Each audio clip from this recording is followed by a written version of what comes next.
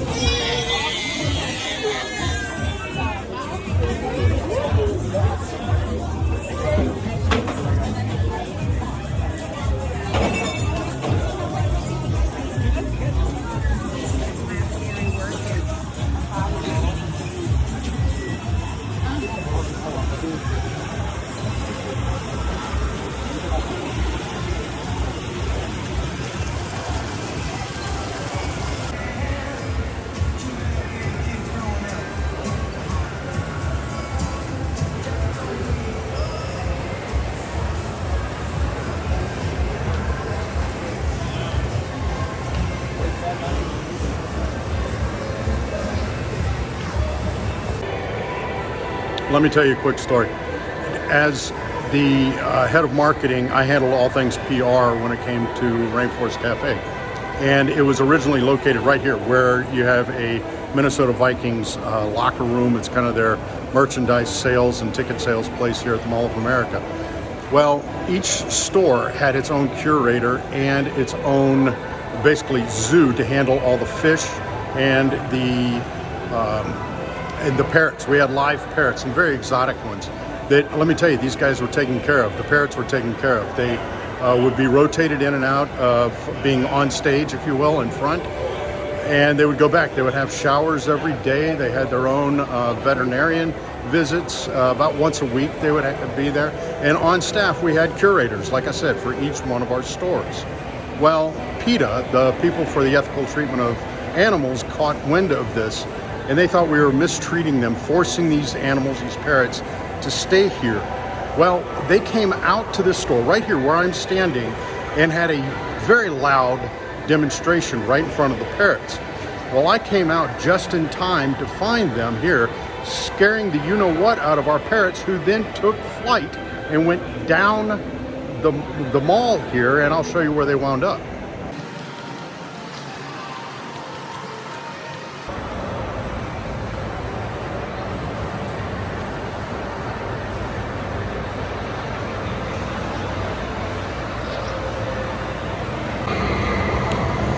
That's right, they wound up here at the Lego store, which is halfway in the middle of the mall. The parrots decided it was easier and more comfortable for them to come here and hang out at the second and third floor of the Lego store rather than put up with that particular demonstration. So we spent the rest of the afternoon wrangling parrots, which, as you can imagine, was probably not in the job description, but however, you know, it's all a part of the business, and in this case, a unique part.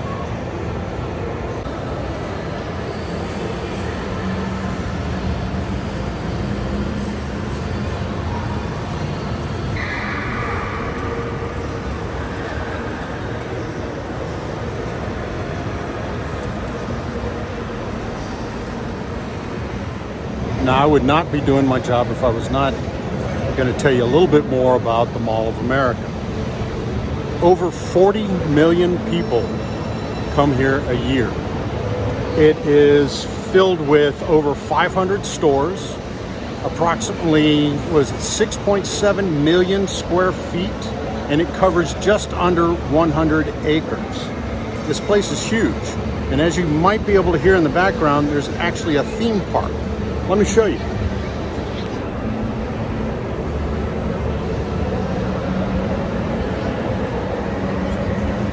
I'm standing in the food court, which is right near the Lego store, and you can see right behind me, there's the Legos, the very top of the Lego, but there's a handful of stores here as well. So if I do a little spin around, now I'm on the third floor, so it's a one-stop shop. Here in Minnesota, when you have about 4 to 5 months out of the year where it's very cold, this is a nice escape. But oddly, like most attractions, the locals don't necessarily come here unless they really just need to get out.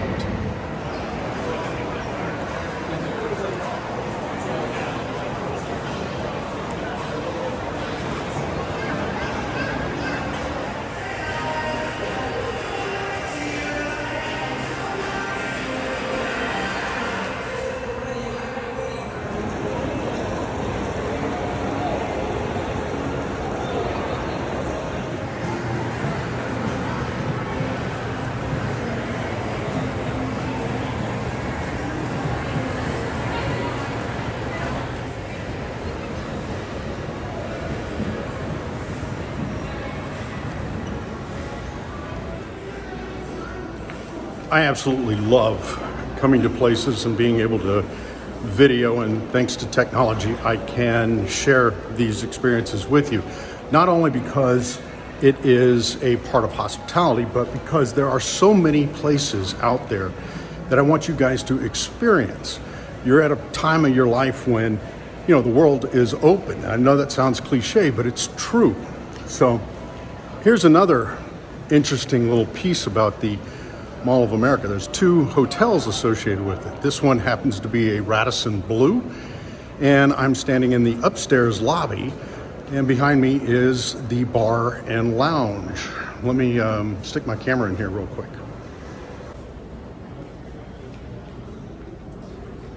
Where are you from? Around here? All right, cool.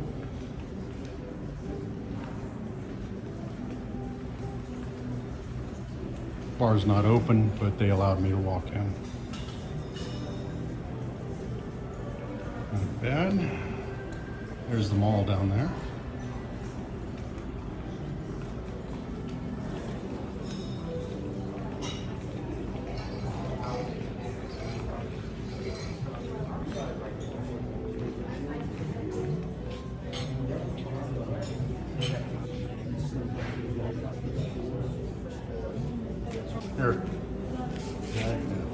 You work for Radisson, or do you work for the restaurant? Very cool.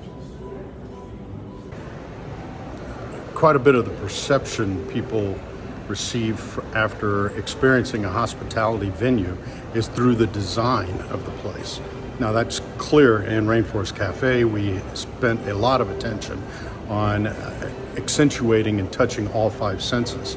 Well, there's other visual cues that good designers of hospitality spaces pay attention to. And I'm standing over the counter here, the entrance counter for the Radisson Blu. That's the check-in desk, the front desk. You see back there a fireplace and some unique little chairs. A neat fact about design and customer experience. What you're looking at, like I said, is the front desk for the Radisson Blu, and you see 3 attendants right there.